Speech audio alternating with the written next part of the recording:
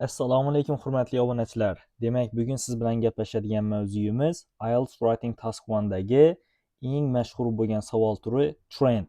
Buni boshqacha qilib aytadigan bo'lsak, dynamic charts, ya'ni working with dynamic charts deyiladi. Demak, bugun 3-kun. Bugun mana YouTube videomizda endi bu haqda to'liqroq gaplashib o'tamiz, lekin juda ham chuqurlashmaymiz, lekin batafsilroq bo'ladi, ya'ni Instagram kontentga qaraganda. Hozir sizlarga bir narsani aytib o'tmoqchiman. Demak, meni taniydiganlar bor va tanimaydiganlar bor. Ismim Fozil. Ya'ni meni ijtimoiy tarmoqlarda Fozil Teacher nomi bilan ko'rishingiz, uchratishingiz mumkin va topishingiz mumkin. Demak, menda 3 ta asosan kontentlar boradi, ya'ni 3 xil, turli xil platformalarda. Buni birinchisi Instagram. Demak, Instagramda mana shu nickname ostida faoliyatimni yuritaman. Fozil, keyin pastda chiziqcha, keyin teacher. Demak, Instagramda qiziqarli bo'lgan, qisqa bo'lgan, lo'nda va albatta foydali bo'lgan video kontentlar bilan ulashib boraman. Albatta storieslar qismida yangiliklar, qanaqa bonuslar bo'ladi, qanaqangi jonli darslar bo'ladi, Telegramda shular haqida ham ogohlantirib boraman va undan tashqari juda ham qiziqarli va foydali bo'lgan kontentlar boradi. Va YouTube'dagi videomning mana challenge ketyapti. Buni qisqa versiyasini ham, ya'ni xulosa qismini ham bitta reelda qo'yib o'taman. Taxminan 30-40 sekund bo'ladi. Keyin asosiy bo'lgan mana sizning auditoriyangiz, ya'ni YouTube auditoriyasi. YouTube'da mana EduPlus deb yozadigan bo'lsangiz, albatta meni videolarimni topishingiz mumkin. Xo'p, demak YouTube'da endi batafsilroq bo'lgan, chuqurlashgan va juda ham foydali bo'lgan kontent, juda qiziqarli bo'lmasligi mumkin, lekin juda ham foydali bo'lgan kontent bo'ladi albatta. Demak, bu yerda grammatikaga doir bo'lishi mumkin, bu yerda memlar ham topishingiz mumkin, bu yerda short qismlarda testlar topishingiz mumkin va har xil playlistlarda har xil videolarni ham topishingiz mumkin. Hozir faol bo'layotgan playlist kanaldagi bu Writing 50 Day Challenge, ya'ni 50 kunlik writing yaxshilash challenge. Va eng asosiysi mana men eng yaxshi ko'radigan auditoriya bu Telegram auditoriyasi. Chunki men Telegramda unaqangi qiziqarlilikka emas, ko'proq foydaga ahamiyat qarataman. Ya'ni eng oxirgi o'zi saylanib qoladigan va saylanib eng bilimni yaxshi ko'radigan auditoriya mana shu Telegramda yig'ilgan. Siz ham Telegramga o'tadigan bo'lsangiz, tez-tez jonli darslar olib boraman, yaqindan ko'mak beraman. Albatta har bir kommentga alohida e'tibor berib javob yozib chiqaman. Va undan tashqari, demak, qanaqa yangiliklar bo'lyapti va onlayn darslarim bo'ladigan bo'lsa ham, uni albatta Telegram ijtimoiy tarmog'ida birinchi boshqalarga yetkazaman. Va har xil kitoblar bo'ladimi, ingliz tilidagi filmlar bo'ladimi, dam olish kunlari yoki o'zi har qanaqangi foydali bo'lgan narsalarni barchasini Telegram messenjerida obunachilarimga yetkazishga harakat qilaman. Demak, bo'ldi, bugungi mavzuyimiz bu dynamic charts. Xo'p, dynamic degan so'zni birinchi o'rganib olaylik. Dynamic bu nima degani? Dynamic bu static so'zining antonimi hisoblanadi, ya'ni turg'un emas, faol, harakatdagi degan ma'noni bildiradi. Chart deydigan bo'lsak, bu graf. Ya'ni qanaqadir infografika. Demak, turg'un bo'lmagan infografikalarni biz qanday yozishimiz kerak? Ya'ni ularga essaylar qanday yoziladi Writing Task 1 da? Bugun shular haqida batafsil gaplashamiz. Buni umumiy qilib trend deyiladi. Trend so'zining o'zbek tilidagi ma'nosi o'zgarish degani yoki siljish degan ma'nolarni anglatadi. Ha, yana siz biladigan mana bu Instagram yoki TikTok trend deydi-ku, shu ma'nosi ham bor. Xo'p. Demak, bizda keyingi slayd mana trend so'zini batafsil ko'rib chiqamiz. O'zbek tiliga ko'rsatkich, og'ish, siljish deb tarjima qilinadi. Va o'zgarish degan ma'nosi ham bor. Xo'p, trend savollarining yana bir nomi bu dynamic charts. Bu haqda boya gaplashdik. Endi qarang, trendlarda nima bo'ladi? Demak, trendlarda turfa xil yillar beriladi. Shuni bilishimiz kerak. Ya'ni dynamic charts bu turfa xil yillar berilgan bo'ladi. Mana 2000, 2001, 2002, 2003, 2004. Demak, turfa xil yillardagi o'zgarishlarni ifodalaydigan infografika bo'lsa, biz buni dynamic chart deymiz. Bu line graph bo'ladimi, bar chart bo'ladimi yoki table bo'ladimi, bular haqida day 2 da, ya'ni ikkinchi kunida challenge'imiz gaplashib o'tganmiz. Line graph nima, bar chart nima, table nima, ular haqida batafsil gaplashib o'tgandik. Hozir bu ko'rayotganingiz line graph. Mana ko'ryapsiz, 2000-yilda mana bu ko'rsatkich bu yerda, 2001da mana bu yerda, 2002da mana bu yerda, 2003da yana ko'tarilgan, 2004da yana ozgina ko'tarilgan. Demak, bu nima deb nomlanadi? Dynamic chart. Ya'ni bu mana bunaqa turg'un emas, ya'ni bitta joyda turgani yo'q o'zi mana bunaqa qilib. Bu demak bu yoqqa, u yoqqa, u yoqqa yoki mana bunaqa harakatlanyapti. Shuning uchun biz buni dynamic chart deymiz. Bu turg'un emas. Bu yillar kesimida o'zgarishlarga uchragan. Demak, bularni ifodalashda o'ziga yarasha mana ko'tarilish, pasayish, yana ko'tarilish yoki mana buni tekis turganida buni bir xilda turish deb nomlashimiz mumkin edi. Demak, shunaqangi harakatlarni ifodalashga kerak bo'ladigan grammatika va lug'atlar bizga kerak. Endi biz qanaqa zamonlardan foydalanamiz, ya'ni qaysi tenselar bizga foydali? Demak, asosan eng ko'p qo'llanadigan bu past simple hisoblanadi. Endi future simple ham ba'zida qo'llanishi mumkin. Bizga odatda beriladigan infografika past simple da beriladi. Ya'ni yillarga qarang, mana 95-chi, 2000-chi, 2005, 2010, 2015 yillar. Bularning barchasi biz uchun o'tgan zamon.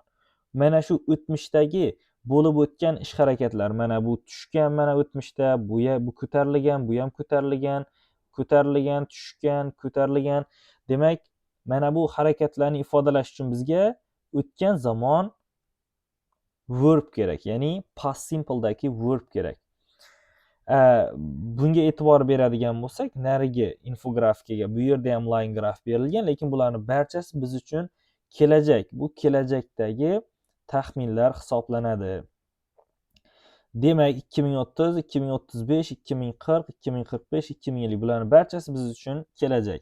Demak, bularni ifodalashda bizga future simple zamoni kerak. Yoki bo'lmasam passive voice da ishlatish mumkin, to be expected degan fe'lni. Ya'ni shunaqa bo'lish kutilyapti degan strukturalardan foydalanishimiz mumkin. Keling, bitta misolni ko'ramiz. The figure rose mana rise ni verb 2 shakli. The figure rose to about 40 in 2005. Demak, 2005-yilda ko'ramiz. Mana bu yerda nechiga? Mana bu nazarda tutilayotgan ekan. Demak, taxminan 40 ga ko'tarilgan. 2005-yilda, demak, figura endi bu yerda nisbatan qisqaroq yozishga harakat qilganman. O'zi the figure of series 1 deyishim kerak edi. Endi ma'zur tutasiz bu uchun. Demak, tushunib oldingiz, to'g'rimi? Demak, 40 ga ko'tarilgan, taxminan 40 ga ko'tarilgan. Demak, bu yerda mana past simple qo'llayapmiz. Endi narigisiga qaraydigan bo'lsak, the figure will increase to 50 in 2050. Demak, 2050-yilda deyapti, nima figura nimaga ko'tariladi? 50 ga ko'tariladi deyapti. Mana 50 ga ko'tariladi. Demak, kelajakda sodir bo'ladimi? Albatta, bunda bizlar future simple dan foydalanamiz yoki mana bunaqa passive voice dan foydalanamiz, to be expected degan. Demak, bizga zarur bo'lgan vocabulary. Mana shu joyga diqqatingizni yaxshilab qaratishingizni so'rar edim. Demak, bunga qarang. Demak, bizda mana o'sish bor, keyin pasayish bor, keyin bir xilda qolish bor va keyin chiqib tushish bor. Mana qarang, chiqish va tushish. Chiqib tushish bor, ya'ni bitta joyga chiqadi, keyin tushadi, yana chiqadi. Demak, bu fluctuate deb nomlanadi. Endi demak, bizga chiqishni ifodalashda kerak bo'ladigan fe'llarimiz ro'yxati bilan tanishtirib o'taman. Increase ko'tarilmoq, rise bu ham oshmoq, ko'tarilmoq, grow o'smoq, climb tirmashmoq, ya'ni o'sish ma'nosini anglatadi. Keyin surge bu 2 barobar o'sish ma'nosini anglatadi. Go up bu ham yuqoriga harakatlanmoq degani. Bizda pastga ketish, ya'ni ko'rsatkich pastga ketayotgan holatni ifodalovchi so'zlar mavjud. Bular eng mashhuri bu decrease, pasaymoq, fall tushmoq, decline bu ham tushmoq, drop bu ham tushmoq, dip bu endi ozgina tushish. Bu mana bunaqa bo'ladi. Masalan, mana shunday bo'lgan, mana shu dip deyiladi, mana shu. Juda ham kichkina pastga tushish, ozgina tushish dip. Go down bo'lsa, endi pastga tushish degan ma'noni anglatadi. Endi bizda ya'ni o'zgarishsiz qolish, masalan, nimadir mana bunaqa ketyapti-da, mana bunaqa ketyapti mana. Mana o'zgarishsiz qolyapti. Masalan, 2015-2020 yil o'rtasida hech qanaqangi o'zgarish bo'lmadi. Bunda biz qaysi vocabularydan foydalanamiz? Juda ham mashhuri bu level of hisoblanadi. Ya'ni hech qanaqangi darajasi o'zgarmaganlik, ya'ni bir xilda qolish ma'nosi. Stay constant bu ham o'zgarmasdan qolish.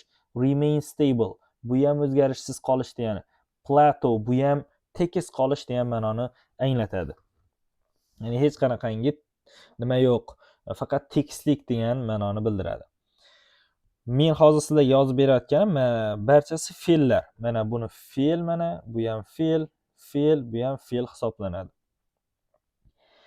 Endi keyin ya'ni fluctuate degani nima degani? Nimadir chiqadi, tushadi, chiqadi, mana bunaqa ketadi. Ya'ni bir xil mana shu joydan, bir xil liniyadan 2 marta kesib o'tadigan bo'lsa, mana bu yerda bitta kesib o'tgan, bu yerda bitta kesib o'tgan, bu yerda bitta kesib o'tgan. Demak, bir liniyani bitta ko'rsatkich 2 marta kesib o'tadigan bo'lsa, ya'ni pastga bir marta, yuqoriga bir marta kesib o'tsa, bu fluctuate deyiladi. Ya'ni chiqib tushish degani. Fluctuate, mana bitta fe'l bor o'zi, fluctuate, keyin uni ot shaklida qo'llashimiz mumkin. Show fluctuations. Bu juda ham ko'p uchramaganligi uchun bunga unchalik ko'p vocabulary bizga zarur bo'lmaydi. Eng ko'p mana ko'tarilish, keyin tushish, keyin bir xilda qolish fe'llari bizga juda ham zarur. Xo'p. Endi qanaqa grammatik strukturalar bor? Ya'ni bunda yaxshi, foydali bo'lgan. Birinchisi verb focus structure. Ya'ni asosiy urg'u fe'lga qaratiladi. Ya'ni fe'l asosiy rolni bajaradi bu yerda. Mana qarang. The number of students rose from 200 to 50. Demak, talabalarning raqami 200 tadan 500 taga oshdi. Ya'ni mana rose degani mana 200 tadan 500 taga oshdi mana. Bu yerda 200 ta, mana bu yerda 500 ta. Tushunarlimi? Ya'ni bu yerdagi asosiy rol o'ynayotgan struktura mana boldda berilgan. Shu bir narsadan bir narsaga oshdi. Bir raqamdan bir raqamga ko'tariladi degan ma'noda biz rise from. Bu yerda increase ni qo'yishimiz ham mumkin. Increased from 200 to 50 yoki grew from 200 to 50. Tushunarlimi? Mana shunaqangi shaklda ishlatishimiz mumkin. Ya'ni bularda asosiy bo'lgan urg'u fe'lga tushadi va siz bilan gaplashib o'tgan fe'llarimizni qo'llashimiz mumkin yoki tushish deyishimiz mumkin. The number of students decreased from 500 to 200 deyishimiz ham mumkin. Keyingisi bu noun focus structure. Demak, bizning asosiy urg'umiz otga tushadi. Ya'ni bu yerda biz fe'l qilib qo'llab turgan so'zlarimizni ot shakliga aylantiramiz. Ot shakliga aylantirganimizda demak urg'u otga tushadi.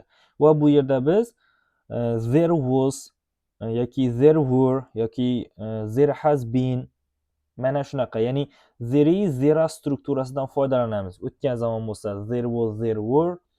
Agarda present perfect bo'lsa there has been, there have been yoki kelajakda bo'ladigan bo'lsa there will be. Demak, bu yerda there was ishlatilgan. Mana a significant increase in. Demak, asosiy urg'u mana bu yerda mana increase in student numbers. Demak, talabalar sonida demak sezilarli darajada nima bo'lgan? O'sish bo'lgan. Shuni ham berib o'tishimiz mumkin. Keyingisi endi mixed structure. Demak, ikkalasi ham bo'lishi mumkin. Bu qanaqa bo'ladi? E'tibor bering, bu juda ham foydali. Ya'ni mana shu 3 ta grammatik strukturadan aralashtirib foydalanadigan bo'lsangiz, yaxshi, faqat bittasidan foydalanmang. Menga faqat bittasi yoqdi, masalan, verb focus structure yoqdi deb faqat undan foydalanmang. Bir xil bo'lib qoladi va zerikarli bo'lib qoladi. Sizni varietyingizni bildirmaydi bu grammatik jihatdan. Bu turfa xil gap strukturalarini bilmas ekan deb balanс tushishiga olib kelishi mumkin. Shuning uchun har biridan foydalanishga harakat qiling. Ya'ni turfa xil qilishga harakat qiling. The company saw a gradual increase in 2005. 2005-yilda demak bu gradual degani endi mana bir xil ketadigan, bir xildagi o'sishni ko'rdi. Mana bunga qarang endi. So bu fe'l bu yerda, to'g'rimi? Endi bundan keyin increase qo'llayapmiz. Ya'ni shuni ko'rdi degan ma'noni bildiradi. Endi see bor mana bu so see aslida so o'tgan zamon shakli. Buni boshqa yonida do'stlari ham bor. Ya'ni shunaqa yana ikkita fe'l bor. Bu bittasi experience. O'tgan zamonda bo'lsa experience bo'ladi. Yana bittasi bo'lsa bu witness. Ya'ni boshdan kechirdi. Ya'ni o'sishni boshdan kechirdi, tushishni boshdan kechirdi degan shakllarda qo'llashimiz mumkin. Bemalol mana shu yerda fe'llarda ikkita fe'lni qo'llashingiz mumkin, uchta fe'lni qo'llashingiz mumkin va fe'llarni mana bu yerda yuqoridagi mana bu fe'llarni rose kabi, increase kabi, rise, increase, decline kabi fe'llarni ot shakliga o'zgartirib ishlatishimiz mumkin. Endi agarda verb focus qiladigan bo'lsangiz, siz mana bu adverblardan foydalanishingiz mumkin. Ya'ni u qanday darajada o'zgarish bo'lgan, qanaqa o'sgan, ozgina o'sganmi yo ahamiyatli o'sganmi yoki juda ham tez o'sganmi, sekin o'sganmi?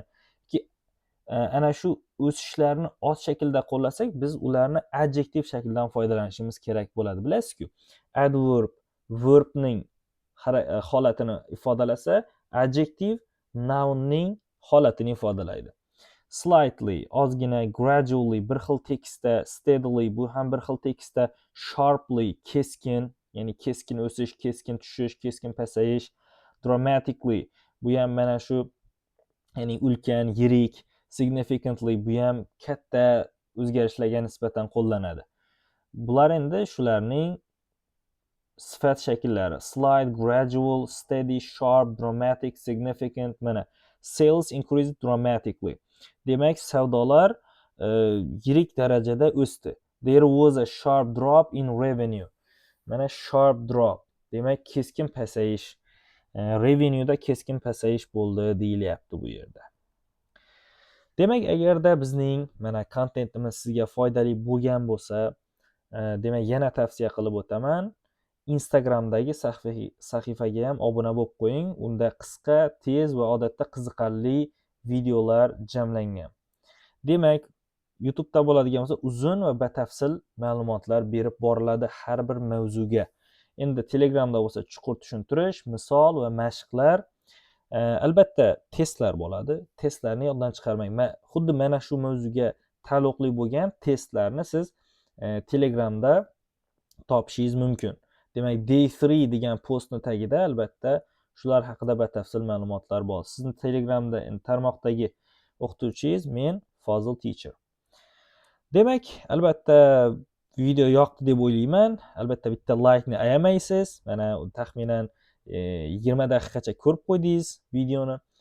Agarda malol kelmasa, demak, bunaqa videolarni birinchilardan bo'lib tomosha qilishni istasangiz obuna bo'ling va albatta bizni demak, mana bu foydali bo'lgan kontentimizga yordam berish uchun do'stlaringizga ham ulashib qo'yishni esdan chiqarmang. Albatta bular barchasi ixtiyoriy. Agarda mana shunaqa kontentlar o'zbek auditoriyasi orasida kengayishini xohlasangiz, albatta mana shu ishlarni qiling. Tomosha qilganingiz uchun rahmat.